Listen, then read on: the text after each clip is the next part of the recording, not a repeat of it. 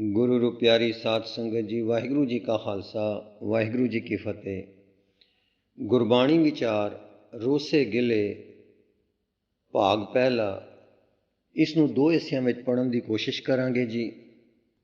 पहला ये कि मन किवें मनूर होंदा है, दूसरा ये जो असी रोसे गिले करते हैं इसका मुढ़ कारण की है, तीसरा इन्हां रोसे गिलियां नाल सानू मानसिक ਅਤੇ शरीरक रोग भी लगते हैं, चौथा बाहरला असर लेना ते ना लेना।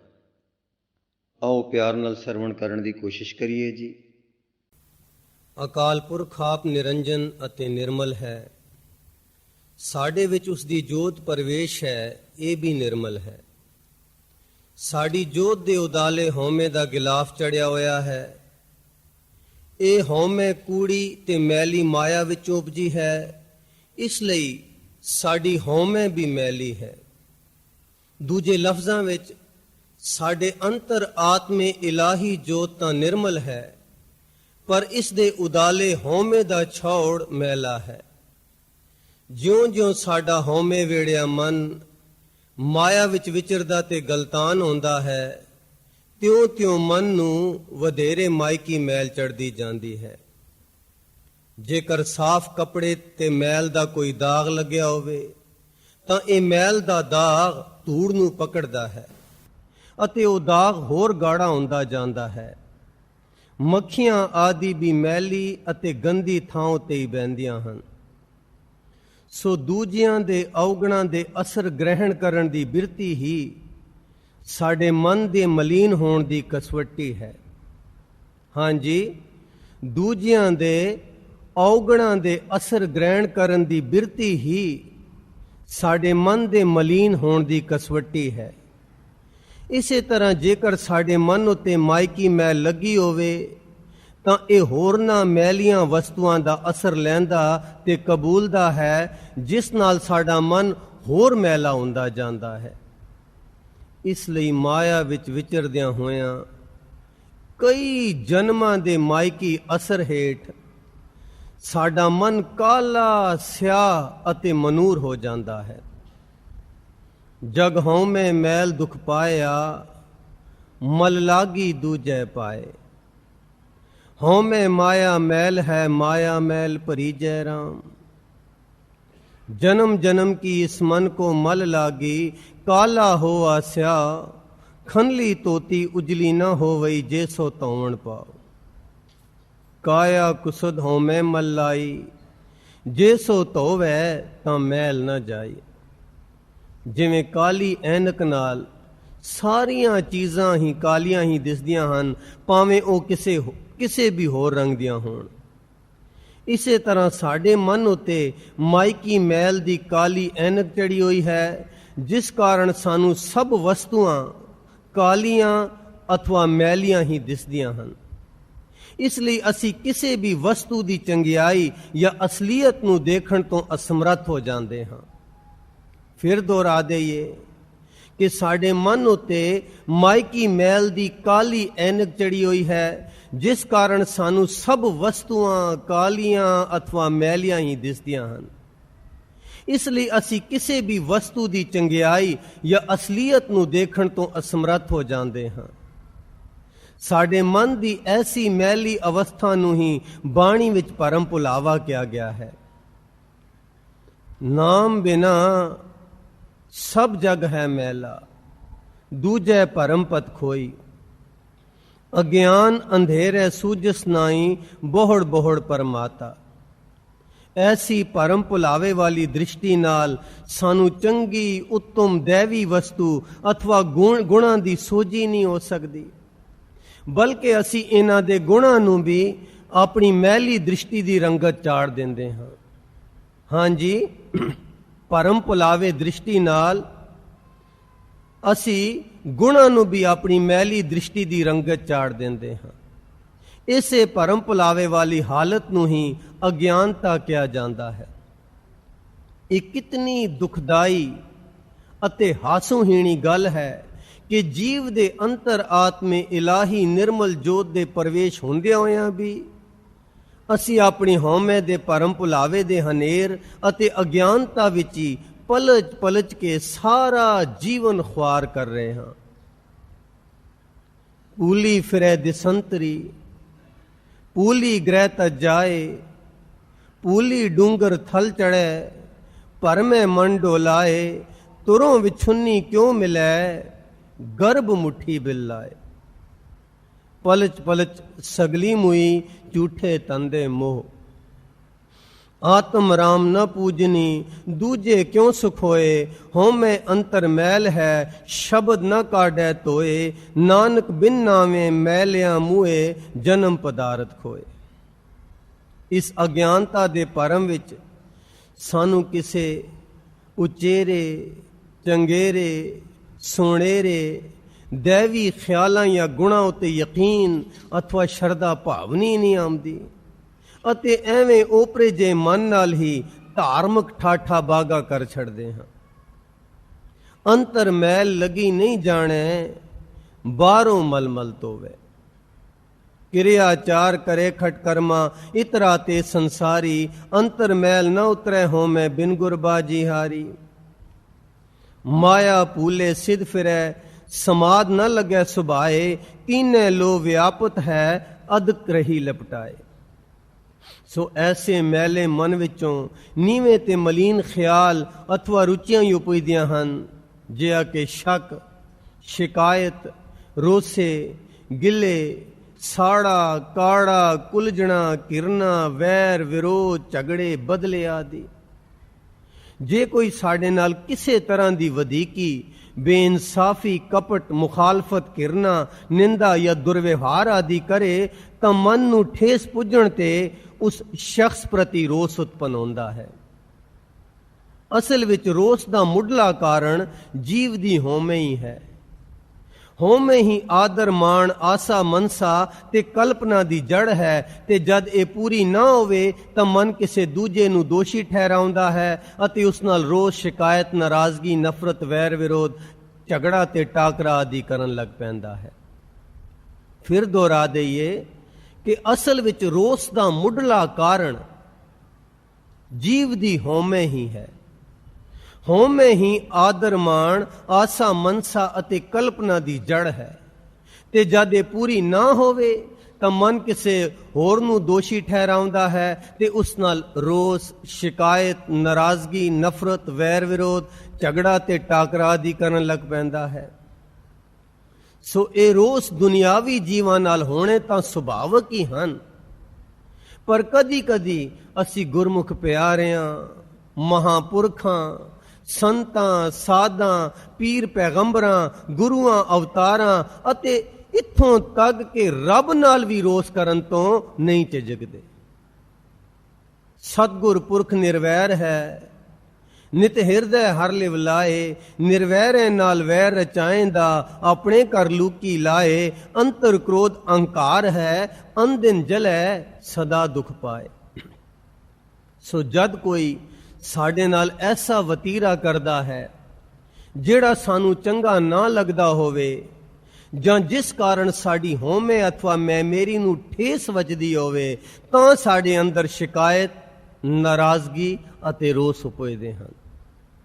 ਹਾਂਜੀ, ਜਦ ਕੋਈ ਸਾਡੇ ਨਾਲ ਐਸਾ ਵਤੀਰਾ ਕਰਦਾ ਹੈ ਜਿਹੜਾ ਸਾਨੂੰ ਚੰਗਾ ਨਾ ਲੱਗਦਾ ਹੋਵੇ, ਜਾਂ ਜਿਸ ਕਾਰਨ ਸਾਡੀ ਹਉਮੈ ਅਥਵਾ ਮੈਂ ਮੇਰੀ ਨੂੰ ਠੇਸ ਵੱਜਦੀ ਹੋਵੇ, ਤਾਂ ਸਾਡੇ ਅੰਦਰ ਸ਼ਿਕਾਇਤ, ਨਾਰਾਜ਼ਗੀ ਅਤੇ ਰੋਸ ਉਪਜਦੇ ਹਨ। ਅਸਲ ਵਿੱਚ ਸਾਡਾ ਇਹ ਹਉਮੈ ਨਾਲ ਰੰਗਿਆ ਮਨ ਹੀ ਦੂਜਿਆਂ ਦੇ ਚੰਗੇ ਮਾੜੇ ਵਤੀਰੇ ਦਾ ਬਾਹਰਲਾ ਅਸਰ ਲੈਂਦਾ ਹੈ, ਤੇ ਸਾਡੀ ਹਉਮੈ ਦੀਆਂ ਸੂਖਮ ਤਾਰਾਂ ਇਹ ਰੋਸ ਦੀਆਂ ਤਰੰਗਾਂ ਨਾਲ ਵੱਜਣ ਲੱਗ ਪੈਂਦੀਆਂ ਹਨ।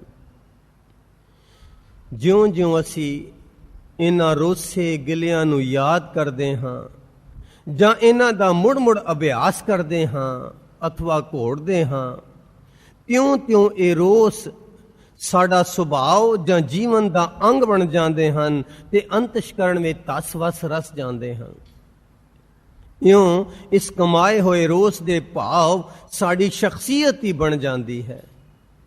ਇਹ ਦ੍ਰਿੜ ਹੋਏ ਰੋਸ ਜਦ ਸਾਡੇ ਨਿਮਨ ਚੇਤਨ ਮਨ ਵਿੱਚ ਉਤਰ ਜਾਂਦੇ ਹਨ ਤਾਂ ਸਾਡੇ ਖਿਆਲ, ਚਿਤਵਣੀ, ਸੋਚਣੀ, ਫੈਸਲੇ, ਵਿਵਹਾਰ, ਸਾਡੇ ਕਰਮ ਧਰਮ ਅਥਵਾ ਜੀਵਨ ਦੇ ਹਰ ਪਹਿਲੂ ਵਿੱਚ ਇਹਨਾਂ ਦਾ ਪ੍ਰਗਟਾਵਾ ਹੁੰਦਾ ਰਹਿੰਦਾ ਹੈ, ਜਿਸ ਦਾ ਨਤੀਜਾ ਜੀਵ ਲਈ ਅਤਿਅੰਤ ਹਾਨੀਕਾਰਕ ਹੋ ਨਿਬੜਦਾ ਹੈ।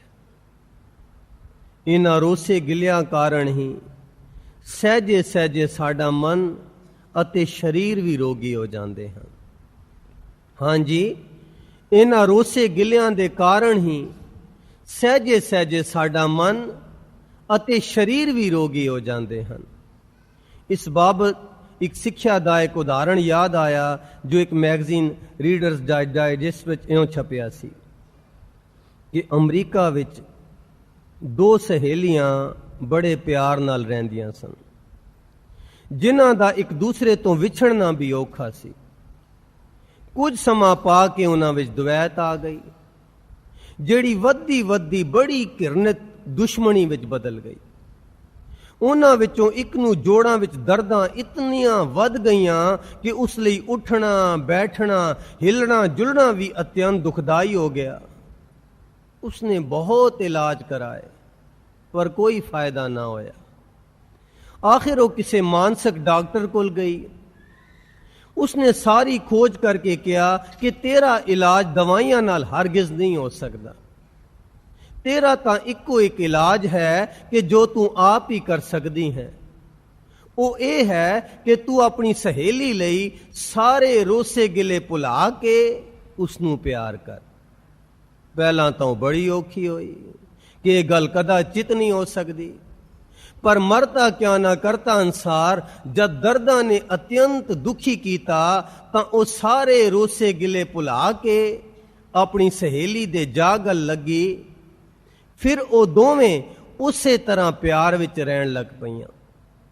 ਨਤੀਜਾ ਇਹ ਹੋਇਆ ਕਿ ਦਰਦਾਂ ਘਟਦੀਆਂ ਘਟਦੀਆਂ ਕੁਝ ਮਹੀਨਿਆਂ ਵਿੱਚ ਬਿਲਕੁਲ ਹਟ ਗਈਆਂ।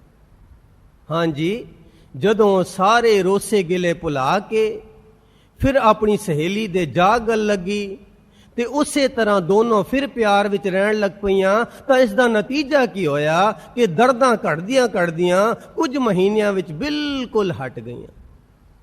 ਸੋ ਇਹੋ ਜਿਹੀਆਂ ਘਟਨਾਵਾਂ ਆਮ ਵਾਪਰਦੀਆਂ ਰਹਿੰਦੀਆਂ ਹਨ।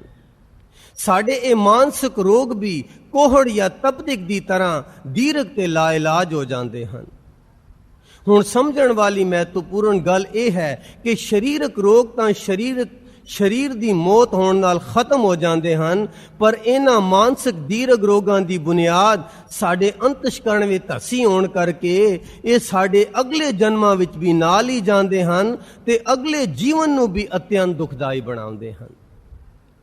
ਹਾਂਜੀ, ਸਰੀਰਕ ਰੋਗ ਤਾਂ ਸਰੀਰਕ ਮੌਤ ਦੇ ਨਾਲ ਖਤਮ ਹੋ ਜਾਂਦੇ ਹਨ, ਪਰ ਇਹ ਰੋਸੇ ਗਿਲੇ, ਐਲਰਜੀ ਵਗੈਰਾ ਮਾਨਸਿਕ ਰੋਗ ਜੋ ਅਸੀਂ ਆਪਣੇ ਅੰਦਰ ਵਸਾਉਂਦੇ ਹਾਂ, ਇਹ ਅਗਲੇ ਜਨਮ ਵਿੱਚ ਵੀ ਸਾਡੇ ਨਾਲ ਹੀ ਜਾਂਦੇ ਹਨ ਤੇ ਸਾਡੇ ਅਗਲੇ ਜੀਵਨ ਨੂੰ ਵੀ ਅਤਿਅੰਤ ਦੁਖਦਾਈ ਬਣਾਉਂਦੇ ਹਨ। ਇਉਂ ਇਹਨਾਂ ਮਾਨਸਿਕ ਰੋਗਾਂ ਦਾ ਜ਼ਹਿਰੀਲਾ ਚੱਕਰ ਚੱਲਦਾ ਹੀ ਰਹਿੰਦਾ ਹੈ। ਸੋ ਜਦ ਸਾਡੇ ਰੋਸੇ, ਸ਼ਿਕਾਇਤਾਂ ਅਤੇ ਘਿਰਨਾ ਆਦਿ ਦਾ ਇਤਨਾ ਭਿਆਨਕ ਨਤੀਜਾ ਨਿਕਲਦਾ ਹੈ, ਤਾਂ ਇਸ ਤੋਂ ਬਚਣ ਲਈ ਸਾਨੂੰ ਡੂੰਘੀ ਸੋਚ ਵਿਚਾਰ ਅਤੇ ਉਦਮ ਕਰਨ ਦੀ ਅਤਿਅੰਤ ਲੋੜ ਹੈ। ਪਰਮਾਰਥਕ ਪਾਂਦਿਆਂ ਲਈ ਤਾਂ ਇਹ ਅਤਿਅੰਤ ਹੀ ਜ਼ਰੂਰੀ ਹੈ ਕਿ ਉਹ ਪਹਿਲਾਂ ਆਪਣੇ ਮਨ ਦੇ ਸਾਰੇ ਰੋਸੇ ਗਿਲੇ, ਸ਼ਿਕਾਇਤਾਂ, ਨਾਰਾਜ਼ਗੀਆਂ ਨੂੰ ਪੂਰੀ ਤਰ੍ਹਾਂ ਭੁਲਾਉਣ ਦੀ ਕੋਸ਼ਿਸ਼ ਕਰਨ, ਕਿਉਂਕਿ ਜਿੰਨਾ ਚਿਰ ਤੱਕ ਸਾਡਾ ਮਨ ਅਤੇ ਅੰਤਸ਼ਕਰਣ ਨਿਰਮਲ ਨਹੀਂ ਹੁੰਦਾ, ਉਦੋਂ ਤੱਕ ਸਾਡੇ ਹਿਰਦੇ ਵਿੱਚ ਭਗਤੀ ਭਾਵ ਉਤਪੰਨ ਹੋ ਹੀ ਨਹੀਂ ਸਕਦਾ। ਬਹੁਤ ਜ਼ਰੂਰੀ ਨੁਕਤਾ ਹੈ। ਫਿਰ ਦੁਹਰਾ ਦਈਏ ਕਿ ਪਰਮਾਰਥਕ ਪਾਂਦਿਆਂ ਲਈ ਤਾਂ ਇਹ ਅਤਿਅੰਤ ਜ਼ਰੂਰੀ ਹੈ ਕਿ ਉਹ ਪਹਿਲਾਂ ਆਪਣੇ ਮਨ ਦੇ ਸਾਰੇ ਰੋਸੇ ਗਿਲੇ, ਸ਼ਿਕਾਇਤਾਂ, ਨਾਰਾਜ਼ਗੀਆਂ ਨੂੰ ਪੂਰੀ ਤਰ੍ਹਾਂ ਭੁਲਾਉਣ ਦੀ ਕੋਸ਼ਿਸ਼ ਕਰਨ। ਹਾਂਜੀ, ਇੱਕ ਦੋ ਰੋਸੇ ਗਿਲੇ ਨਹੀਂ, ਆਪਣੇ ਸਾਰੇ ਰੋਸੇ ਗਿਲੇ ਨੂੰ ਉਹ ਵੀ ਪੂਰੀ ਤਰ੍ਹਾਂ ਭੁਲਾਉਣ ਦੀ ਕੋਸ਼ਿਸ਼ ਕਰਨ। ਕੌਣ? ਪਰਮਾਰਥ ਦੇ ਪਾਂਦੀ, ਜਿਹੜੇ ਰੱਬ ਨੂੰ ਮਿਲਣਾ ਚਾਹੁੰਦੇ ਹਨ। ਕਿਉਂਕਿ ਜਿੰਨਾ ਚਿਰ ਤੱਕ ਸਾਡਾ ਮਨ ਅਤੇ ਅੰਤਸ਼ਕਰਣ ਨਿਰਮਲ ਨਹੀਂ ਹੁੰਦਾ, ਉਹਨਾਂ ਚਿਰ ਤੱਕ ਸਾਡੇ ਹਿਰਦੇ ਵਿੱਚ ਭਗਤੀ ਭਾਵ ਉਤਪੰਨ ਹੋ ਹੀ ਨਹੀਂ ਸਕਦਾ। ਤਾਂ ਹੀ ਗੁਰਬਾਣੀ ਵਿੱਚ ਇਉਂ ਫਰਮਾਇਆ ਗਿਆ ਹੈ, ਮੇਰੇ ਮਨ ਕਾਹੇ ਰੋਸ ਕਰੀਜੈ, ਲਾਹਾ ਕਲ ਜੁਗ ਰਾਮ ਨਾਮ ਹੈ, ਗੁਰਮਤਿ ਅੰਦਿਨ ਹਿਰਦੈ ਰਵੀਜੈ। ਮਨ ਮਹਿਲੇ ਭਗਤ ਨਾ ਹੋਵਈ, ਨਾਮ ਨਾ ਪਾਇਆ ਜਾਏ। ਮਨ ਮੈਲੇ ਭਗਤ ਨਾ ਹੋਵਈ, ਨਾਮ ਨਾ ਪਾਇਆ ਜਾਏ। ਸੋ ਮਨ ਪਾਣੀ ਦੀ ਤਰ੍ਹਾਂ ਚੰਚਲ ਹੈ ਤੇ ਇਹ ਹਰ ਤਰ੍ਹਾਂ ਦੇ ਬਾਹਰਲੇ ਤੇ ਅੰਦਰਲੇ ਅਸਰ ਲੈਂਦਾ ਰਹਿੰਦਾ ਹੈ। ਫਿਰ ਇਹਨਾਂ ਅਸਰਾਂ ਦਾ ਅਭਿਆਸ ਕਰਕੇ ਇਹਨਾਂ ਨੂੰ ਸਾਂਭ ਕੇ ਰੱਖਦਾ ਹੈ ਅਤੇ ਇਸ ਤਰ੍ਹਾਂ ਇਹਨਾਂ ਅਸਰਾਂ ਦੇ ਆਧਾਰ ਤੇ ਮੈਲਾ ਜਾਂ ਨਿਰਮਲ ਹੁੰਦਾ ਰਹਿੰਦਾ ਹੈ। ਇਹਨਾਂ ਬਦਲਦੀਆਂ ਅਵਸਥਾਵਾਂ ਦਾ ਸਭ ਤੋਂ ਸ਼੍ਰੋਮਣੀ ਨੁਕਤਾ ਹੈ ਕਿ ਮਨ ਦਾ ਬਾਹਰਲਾ ਅਸਰ ਲੈਣਾ। ਇਹ ਬਾਹਰਲਾ ਅਸਰ ਸਾਡੀ ਹਉਮੈ ਹੀ ਲੈਂਦੀ ਹੈ। ਹਾਂਜੀ, ਇਹਨਾਂ ਅਸਰਾਂ ਨੂੰ ਲੈ ਕੇ ਮਨ ਸਾਂਭ ਕੇ ਰੱਖਦਾ ਹੈ ਅਤੇ ਇਹਨਾਂ ਅਸਰਾਂ ਦੇ ਆਧਾਰ ਤੇ ਹੀ ਮੈਲਾ ਜਾਂ ਨਿਰਮਲ ਹੁੰਦਾ ਹੈ। ਸੋ ਇਹਨਾਂ ਬਦਲਦੀਆਂ ਅਵਸਥਾਵਾਂ ਦਾ ਸਭ ਤੋਂ ਸ਼੍ਰੋਮਣੀ ਨੁਕਤਾ ਹੈ ਕਿ ਮਨ ਦਾ ਬਾਹਰਲਾ ਅਸਰ ਲੈਣਾ। ਇਹ ਬਾਹਰਲਾ ਅਸਰ ਸਾਡੀ ਹਉਮੈ ਲੈਂਦੀ ਹੈ। ਉਦਾਹਰਣ ਦੇ ਤੌਰ ਤੇ ਇੱਕ ਸਾਖੀ ਹੈ ਕਿ ਕਿਸੇ ਸਾਧੂ ਕੋਲੋਂ ਇੱਕ ਬੰਦੇ ਨੇ ਪੁੱਛਿਆ, ਜੀ ਤੁਹਾਡਾ ਨਾਮ ਕੀ ਹੈ? ਤਾਂ ਉਸਨੇ ਜਵਾਬ ਦਿੱਤਾ, ਸੀਤਲ ਦਾਸ। ਕੁਝ ਚਿਰ ਬਾਅਦ ਉਸ ਬੰਦੇ ਨੇ ਫਿਰ ਇਹੀ ਸਵਾਲ ਦੁਹਰਾਇਆ ਤੇ ਇਸ ਤਰ੍ਹਾਂ ਕਈ ਵਾਰੀ ਉਸਨੇ ਇਹੀ ਸਵਾਲ ਉਸ ਸਾਧੂ ਨੂੰ ਪੁੱਛਿਆ। ਹਰ ਉੱਤਰ ਵੇਲੇ ਸਾਧੂ ਦੇ ਜਵਾਬ ਵਿੱਚ ਤਲਖੀ ਆਉਂਦੀ ਗਈ। ਆਖਿਰਕਾਰ ਸਾਧੂ ਸੀਤਲ ਦਾਸ ਕ੍ਰੋਧਵਾਨ ਹੋ ਕੇ ਡੰਡਾ ਲੈ ਕੇ ਉਸਦੇ ਪਿੱਛੇ ਪੈ ਗਿਆ ਤੇ ਅਗਨਦਾਸ ਹੋ ਕੇ ਨਿਬੜਿਆ। ਇਸ ਤੋਂ ਸਪਸ਼ਟ ਹੁੰਦਾ ਹੈ ਕਿ ਅਜੇ ਸਾਧੂ ਦੀ ਹਉਮੈ ਨਹੀਂ ਸੀ ਮਰੀ। ਉਸ ਦੀ ਹਉਮੈ ਨੂੰ ਠੇਸ ਵੱਜਣ ਕਰਕੇ ਹੀ ਉਸਨੇ ਰੋਸ ਵਿੱਚ ਆ ਕੇ ਤਲਖ ਵਤੀਰਾ ਇਖਤਿਆਰ ਕੀਤਾ। ਇੱਕ ਹੋਰ ਉਦਾਹਰਣ ਨੂੰ ਗੌਰ ਨਾਲ ਵਿਚਾਰੀਏ ਕਿ ਮਹਾਤਮਾ ਬੁੱਧ ਜੀ ਨੂੰ ਕਿਸੇ ਨੇ ਬਹੁਤ ਗਾਲਾਂ ਕੱਢੀਆਂ ਤੇ ਬੁਰਾ ਭਲਾ ਕਿਹਾ, ਪਰ ਮਹਾਤਮਾ ਜੀ ਬਿਲਕੁਲ ਸ਼ਾਂਤ ਰਹੇ। ਜਦੋਂ ਗਾਲਾਂ ਕੱਢਦਾ ਕੱਢਦਾ ਥੱਕ ਗਿਆ ਤਾਂ ਮਹਾਤਮਾ ਜੀ ਨੇ ਇੱਕ ਪੱਥਰ ਦੀ ਗੀਟੀ ਪੇਸ਼ ਕਰਕੇ ਕਿਹਾ, ਇਹ ਤੁਸੀਂ ਲੈ ਲਓ। ਤਾਂ ਉਸ ਬੰਦੇ ਨੇ ਕਿਹਾ, ਮੈਂ ਨਹੀਂ ਲੈਣੀ। ਫਿਰ ਮਹਾਤਮਾ ਜੀ ਨੇ ਕਿਹਾ, ਕੋਈ ਚੀਜ਼ ਕਿਸੇ ਨੂੰ ਦਿੱਤੀ ਜਾਵੇ ਅਤੇ ਅੱਗੋਂ ਉਹ ਸਵੀਕਾਰ ਨਾ ਕਰੇ ਤਾਂ ਦੇਣ ਵਾਲੇ ਕੋਲ ਹੀ ਉਹ ਚੀਜ਼ ਰਹਿੰਦੀ ਹੈ। ਇਸ ਲਈ ਜਿਹੜੀਆਂ ਗਾਲਾਂ ਤੂੰ ਮੈਨੂੰ ਦਿੱਤੀਆਂ ਹਨ ਉਹ ਮੈਂ ਸਵੀਕਾਰ ਹੀ ਨਹੀਂ ਕੀਤੀਆਂ, ਇਸ ਲਈ ਉਹ ਤੇਰੇ ਕੋਲ ਹੀ ਰਹਿ ਗਈਆਂ। ਹਾਂਜੀ, ਕੋਈ ਚੀਜ਼ ਕਿਸੇ ਨੂੰ ਦਿੱਤੀ ਜਾਵੇ ਤੇ ਅੱਗੋਂ ਉਹ ਸਵੀਕਾਰ ਨਾ ਕਰੇ ਤਾਂ ਦੇਣ ਵਾਲੇ ਕੋਲ ਹੀ ਉਹ ਚੀਜ਼ ਰਹਿ ਜਾਂਦੀ ਹੈ। ਸੋ ਇਸ ਲਈ ਜਿਹੜੀਆਂ ਗਾਲਾਂ ਤੂੰ ਮੈਨੂੰ ਦਿੱਤੀਆਂ ਹਨ ਉਹ ਮੈਂ ਸਵੀਕਾਰ ਹੀ ਨਹੀਂ ਕੀਤੀਆਂ, ਇਸ ਲਈ ਉਹ ਤੇਰੇ ਕੋਲ ਹੀ ਰਹਿ ਗਈਆਂ। ਇਸ ਸਾਖੀ ਤੋਂ ਸਪਸ਼ਟ ਹੁੰਦਾ ਹੈ ਕਿ ਹਉਮੈ ਦਾ ਅਭਾਵ ਹੋਣ ਕਰਕੇ ਮਹਾਤਮਾ ਜੀ ਨੇ ਗਾਲਾਂ ਦਾ ਅਸਰ ਨਹੀਂ ਕਬੂਲਿਆ, ਜਿਸ ਕਰਕੇ ਉਹਨਾਂ ਨੂੰ ਕੋਈ ਰੋਸ ਨਾ ਆਇਆ ਤੇ ਉਹ ਸ਼ਾਂਤ ਰਹੇ। ਸੋ ਪਹਿਲੀ ਉਦਾਹਰਣ ਵਿੱਚ ਸਿਰਫ ਨਾਮ ਦੁਹਰਾਉਣ ਦੇ ਨਾਲ ਹੀ ਉਹ ਅਗਨਦਾਸ ਹੋ ਕੇ ਨਿਬੜਿਆ, ਕਿਉਂਕਿ ਉਸਦੀ ਹਉਮੈ ਨਹੀਂ ਸੀ ਮਰੀ। ਹਉਮੈ ਨੂੰ ਠੇਸ ਵੱਜਣ ਕਰਕੇ ਉਸਨੇ ਬਾਹਰਲਾ ਅਸਰ ਲਿਆ। ਪਰ ਮਹਾਤਮਾ ਜੀ ਨੇ ਗਾਲਾਂ ਦਾ ਅਸਰ ਵੀ ਨਹੀਂ ਕਬੂਲਿਆ, ਕਿਉਂਕਿ ਮਹਾਤਮਾ ਜੀ ਦੇ ਅੰਦਰ ਹਉਮੈ ਦਾ ਅਭਾਵ ਸੀ, ਜਿਸ ਕਰਕੇ ਉਸਨੂੰ ਕੋਈ ਰੋਸ ਨਾ ਆਇਆ ਤੇ ਉਹ ਸ਼ਾਂਤ ਰਹੇ। ਇਸ ਲਿਖਤ ਦਾ ਅਗਲਾ ਹਿੱਸਾ ਆਪ ਜੀ ਨੂੰ ਅੱਗੇ ਪੜ੍ਹ ਕੇ ਸਰਵਣ ਕਰਾਉਣ ਦੀ ਕੋਸ਼ਿਸ਼ ਕਰਾਂਗੇ ਜੀ। ਵਾਹਿਗੁਰੂ ਜੀ ਕਾ ਖਾਲਸਾ, ਵਾਹਿਗੁਰੂ ਜੀ ਕੀ ਫਤਿਹ।